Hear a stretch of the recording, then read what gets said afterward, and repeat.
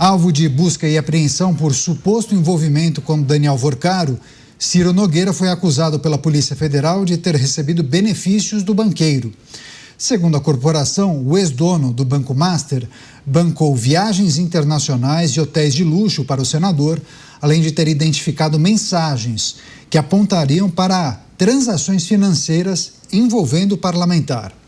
Em resposta, a assessoria de Ciro Nogueira afirmou que ele não teve qualquer participação em atividades ilícitas e nos fatos investigados e acusou a Polícia Federal de agir em razão de troca de mensagens, simplesmente por conta dessas informações. Em conversa com a produção da Jovem Pan, outros aliados do senador questionaram também o fato de parlamentares da base aliada do governo federal terem sido citados no escândalo e não serem alvos de operação, relembrando até do diretor da Polícia Federal, o diretor-geral Andrei Rodrigues, que também teve uma viagem paga por Daniel Vorcaro. Chamar os nossos comentaristas, há vários elementos, muitas informações divulgadas no dia de hoje. Vamos trazer isso, analisar ponto a ponto.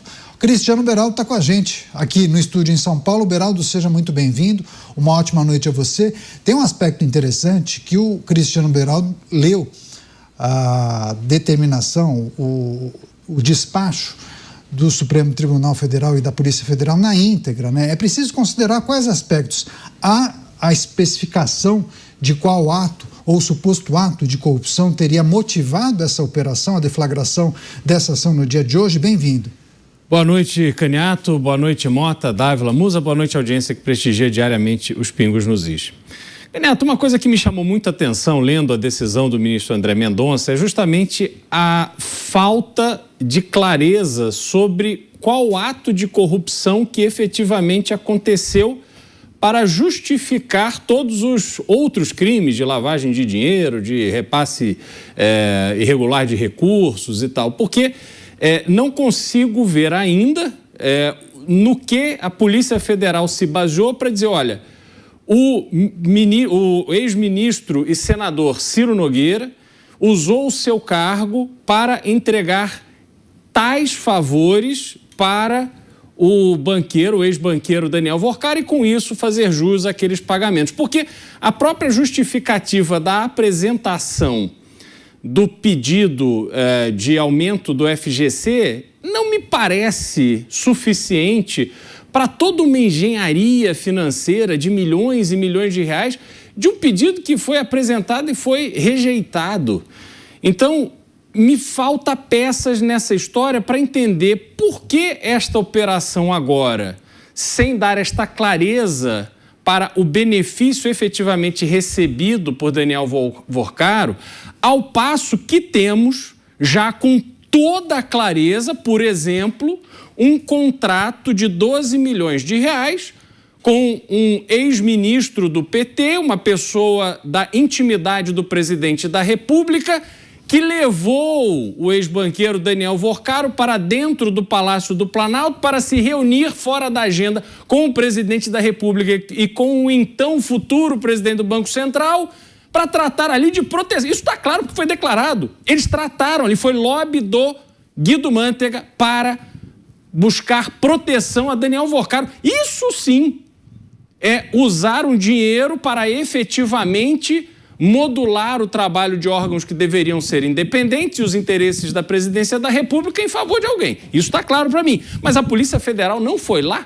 Então, Caniato, me chama a atenção alguns elementos dessa operação de hoje e me parece que existem alguns capítulos faltando em toda essa história. Pois é, essa é uma pergunta que precisa ser verificada, né? Qual é a resposta para a deflagração da operação justamente neste momento? Deixa eu chamar o Bruno Musa, que também está acompanhando todos os desdobramentos, as informações que foram divulgadas no dia de hoje. Muitos veículos se debruçaram e acabam destacando exatamente quais seriam os benefícios recebidos por Ciro Nogueira, mas também é preciso colocar em perspectiva outros eventos, outros acontecimentos e tentar conectá-los à deflagração dessa operação hoje. Bem-vindo, Musa, boa noite. Boa noite, Caniato, Dávila, Mota, Beraldo, todos que nos escutam no Brasil, em mais um dia de Brasil, né? Sinceramente, não desperta nenhum tipo, digamos, de surpresa. A gente já vinha lendo nos principais meios de comunicação, um dos nomes ventilados que poderiam ser destacados ali ao longo das conversas seria o do próprio senador Ciro Nogueira. Vale lembrar que foi ele que foi o autor daquela tentativa de aumentar a garantia do Fundo Garantidor de Crédito de R$250 mil para R$1 milhão. Segundo eu estava lendo algumas estimativas de algumas casas de análise mostrando que se isso tivesse sido aprovado, o rombo teria ficado entre 5 e 6 vezes maior do que de fato foi, então sairia de algo como 50 bi para 250, 300 bilhões de reais que o Fundo Garantidor de Crédito teria que arcar. Lembrando que o fundo teria tem algo como 130 bi antes do prejuízo de 50, então seria algo muito mais complexo. Também foi noticiado aqui em alguns meios de comunicação que ele não foi o único, Ciro Nogueira, a tentar elevar a cobertura do FGC de 250 mil, que segundo consta nos meios de comunicação, o deputado Felipe Barros do PL do Paraná também apresentou uma proposta semelhante em novembro de 2024, então um tempo atrás. Depois começou a sair ao longo do dia sobre o irmão do Ciro Nogueira ter pagado R$1 milhão por um negócio ligado a Vorcaro que valeria 13 milhões, então só aí, supostamente, se de fato essas notícias se concretizarem, ele teria tido um incremento financeiro da ordem ali de 12 milhões, segundo essas próprias avaliações. Ou seja, há ainda muitas coisas que para sair, vale lembrar, ao que consta também, faltam ainda 7 celulares para serem indiciados. Portanto, teremos muita água para rolar debaixo dessa ponte ainda. Pois é, esse aspecto destacado pelo Bruno Musa é interessante. Daqui a pouco a gente vai se aprofundar sobre essa sugestão de emenda de Ciro Nogueira. A sugestão por si só não pode ser configurada a crime, né? Afinal, ele é um parlamentar. Agora, isso nos leva a entender que talvez fosse uma sugestão para beneficiar A, B ou C. A gente vai trazer reflexões a respeito disso daqui a pouco. Deixa eu chamar quem é que está preparado? O Roberto Mota, no Rio. Mota, seja bem-vindo, uma ótima noite a você, um dia quente em Brasília. O Mota hoje num cenário um pouco diferente, mas vai trazer as suas análises e reflexões a respeito da deflagração dessa operação que mirou Ciro Nogueira, e temos uma porção de informações a respeito de supostos benefícios recebidos pelo senador, que é um dos principais representantes do Centrão. Bem-vindo. Boa noite, Caniato. Boa noite, meus colegas de bancada. Boa noite à nossa audiência. Hoje eu falo aqui de Caxias do Sul, onde eu venho várias vezes por ano para encontrar amigos e fazer palestras. É sempre uma alegria. Em relação a essa notícia, o que a gente pode dizer, com certeza, é que o rigor da lei deveria ser igual para todos. Todas as autoridades, de uma forma ou de outra, envolvidas nesse escândalo, deveriam ter o mesmo tratamento. Todo mundo que recebeu, de alguma forma, dinheiro do banqueiro tem explicações a dar e deveria ser investigado. Essa regra deveria valer para todos, mas não vale. Chama o Luiz Felipe Dávila. O Dávila vai trazer também suas impressões. Dávila, esse é um aspecto interessante, né? Ok, se há um grande volume de indícios, é preciso que a investigação avance e, se for comprovada a ilicitude das relações, das ações e dos benefícios recebidos, que todos sejam punidos. Agora, uma deflagração de operação neste momento, muitos acabam conectando com outros eventos, como, por exemplo, a rejeição de Jorge Messias. Há quem entenda que a deflagração da operação neste momento poderia ser uma retaliação. É preciso olhar também para esses aspectos? Bem-vindo.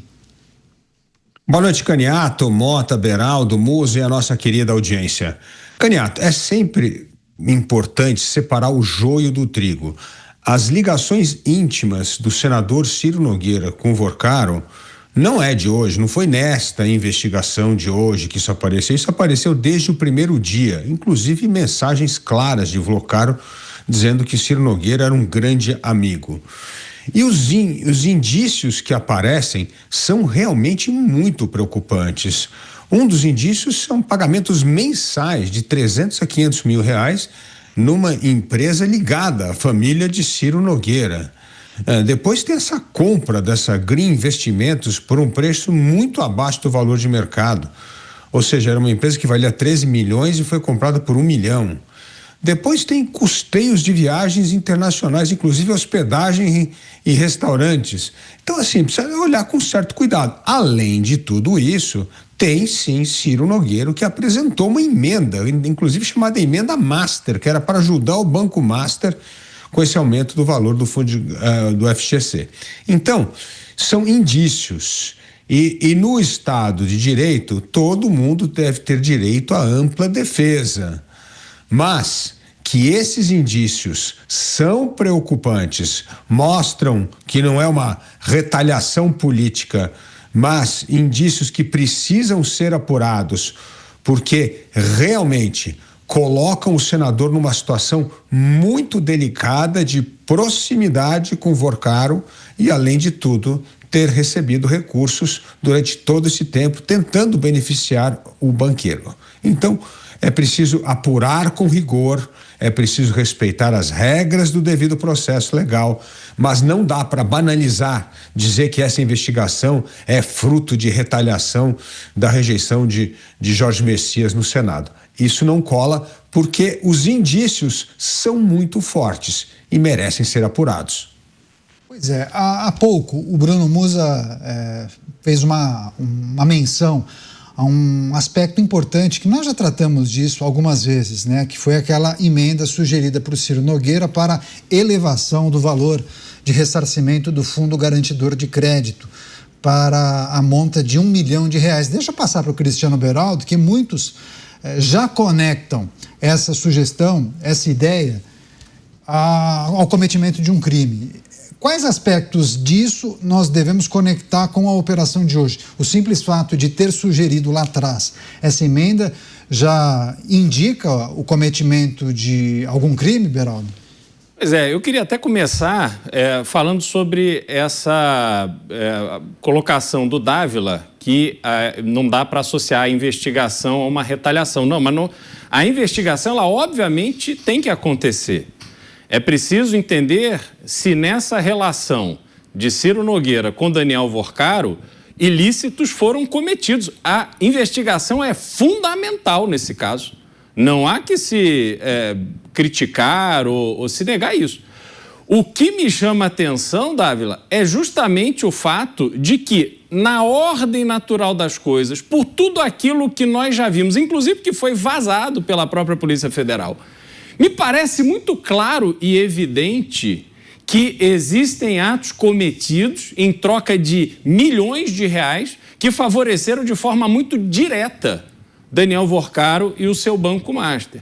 Nesse caso, com base na decisão, não fica claro qual foi o ato de favorecimento que Ciro Nogueira fez para justificar os valores recebidos. E outra coisa também, com base na decisão, está dito ali que esta empresa distribuía recursos e que, em alguns momentos, o sobrinho de Daniel Vorcaro destaca que ele não tem dinheiro para pagar a empresa que é de propriedade do senador Ciro Nogueira, porque ele fez pagamentos para o Banco BTG. O Banco BTG não prestou esclarecimentos até onde eu pude acompanhar na decisão do ministro André Mendonça. Por que não? Que dinheiro era esse? Que tipo de negócio existe? Porque é uma empresa, um fundo, enfim, dizer que ela tem 13 milhões de reais de valor de mercado, isso é uma dedução. Quais os ativos? Isso também não está claro. Por que ela gerava esse fluxo de caixa? Isso também não está claro. Então, por isso que eu digo que, nesse caso específico, tem vários capítulos faltando que não ficaram de forma cristalina demonstrados na decisão. Então, isso é um caso. O outro caso é sobre a questão do FGC. O FGC, segundo está na decisão, foi um pleito feito e redigido, ao que parece, segundo a decisão do ministro André Mendonça, por Daniel Vorcaro, ou por alguém da sua equipe, na verdade, que o senador apresentou. O senador Ciro Nogueira é um senador de segundo mandato, presidente de um dos maiores partidos do país, foi deputado federal, tem uma presença política no Brasil das mais relevantes em termos de articulação. Não me parece crível que, se o senador Ciro Nogueira tivesse articulando para aprovar isso, que ele simplesmente teria apresentado, foi rejeitado, acabou, ele vai receber milhões e milhões. Então, assim, a história não está me fazendo muito sentido nesse aspecto, né? Do que ele entregou para receber tanto. E aí, as pessoas começam a fazer essas as histerias e tal, mas é um momento que eu falo, vamos entender direito, porque senão nós vamos voltar ao mesmo caso da Lava Jato, que faz todo o carnaval, só que depois, com essas peças faltando, as investigações não dão em nada. E essa é a minha preocupação constante. Um caso escabroso, com muito mais gente envolvida do que já foi citado, mas que vai, às vezes, parece que tomando alguns atalhos que lá no futuro podem depor contra todo o trabalho que está sendo elaborado. Só para privilegiar o debate, como o Beraldo faz um comentário sobre o que disse o Dávila, quer fazer o complemento, Dávila? Normal, aliás, me parece altamente imoral alguém receber mensalidade de um banqueiro sendo um homem público, um senador da República, e ter despesas pagas com o cartão de crédito do banqueiro de despesas internacionais. Então, isso me parece algo muito anormal e que precisa ser muito investigado, porque o Brasil está cansado de ser governado por essa república do rabo preso. Nós não podemos mais tolerar esse grau de imoralidade que reina no país. E não é só com o senador Ciro Nogueira. Nós sabemos que tem muito mais gente envolvida nessa grande república do rabo preso, inclusive familiares de ministros do Supremo Tribunal Federal. Agora, é preciso dar um basta a isso. Não dá mais para tolerar ou fazer vistas grossas para indícios extremamente preocupantes para uma pessoa que se diz representante do povo. É isso, argumento e réplica para o Beraldo. Só para a gente fechar esse debate dentro do debate, fecha você, Beraldo. Não, rapidamente, Dávila, é completamente anormal. Olhando para o que a gente conhece, não faz nenhum sentido. E a gente já pode considerar, inclusive, imoral. Agora, o que falta, para mim, que sou uma pessoa curiosa, é entender o que foi entregue de fato para justificar esses pagamentos. Essa é a minha dúvida que, no meu entendimento do que é a justiça e com aquilo que a justiça precisa se basear para tomar decisões de cerceamento de liberdades e tal, isso tinha que estar claro. Esse é o meu entendimento. E fiquei bastante frustrado em não perceber na decisão do ministro o que efetivamente aconteceu ali para justificar esses pagamentos. Pois é, deixa eu passar para o Bruno Musa. Musa, a gente consegue medir, projetar ou refletir sobre o impacto disso no Centrão, nas articulações para as eleições? Ciro Nogueira, em algum momento, foi aventado para ser candidato a vice-presidente da República. Claro que as coisas mudam, né? Me parece que agora ele deve questionar, inclusive, a própria candidatura ao Senado Federal. Quais aspectos dessa operação acabam influenciando e mudando a dinâmica das negociações? Muda por completo, né? Afinal de contas, muitos nomes estão se tornando tóxicos dentro da política brasileira. E aqueles que quiserem pertencer ou participar ali de um eventual apoio ao Flávio ou ao Lula, terão que tomar muito cuidado, senão serão abandonados à própria sorte aí. Tem um vídeo que está circulando de pouco tempo atrás, quando começaram aqueles indícios de suposto envolvimento de Ciro Nogueira com o caso do Banco Master, que agora está sendo agravado com as notícias que recebemos hoje, ele falando que não teria condições de encarar o povo do estado dele se houvesse qualquer tipo de gratificação ou participação dele no caso do Banco Master, e que ele renunciaria à sua candidatura. Todo mundo tem o direito à sua própria defesa, mas é o que você falou, também não é crime nenhum pedir o aumento do FGC de 250 para 1 milhão, mas quando as peças começam a ser juntadas, a coisa pode começar a ficar mais complexa, ainda mais com todo o nível de informação que tem por sair. Então veremos se de fato essas situações avancem para Ciro Nogueira e ele acabe tendo que renunciar ou não, ou dirá que se trata apenas de calúnia, enfim, como a gente costuma ver no discurso mais, digamos, politicamente correto da terceirização da responsabilidade. Mas fica muito claro que nomes muito próximos, seja Flávio ou Lula, ou alguém da esquerda que for concorrer, se torna altamente tóxico. Nós comentaremos daqui a pouco, numa próxima matéria de hoje, a respeito justamente disso. Pessoas importantes se distanciando daqueles que até um minuto atrás estariam ao lado dele porque eram pessoas importantes, e do dia para a noite, de novo, passa a ser personalidades tóxicas em ano de eleição, né? Pois é, deixa eu chamar o Mota, porque o Mota fez uma introdução e uma primeira reflexão a respeito da seletividade na determinação para operações, ações, ou mirando figuras que sejam mais conectadas a alguns grupos políticos. Nós falávamos aqui, né, Mota, quando a gente tratou do caso do Banco Master, que um caso que envolve tanta gente de todos os lados, de muitos grupos políticos, de várias instituições, fatalmente apareceriam pessoas da esquerda, da direita, do centro, de instituições ligadas aos três poderes.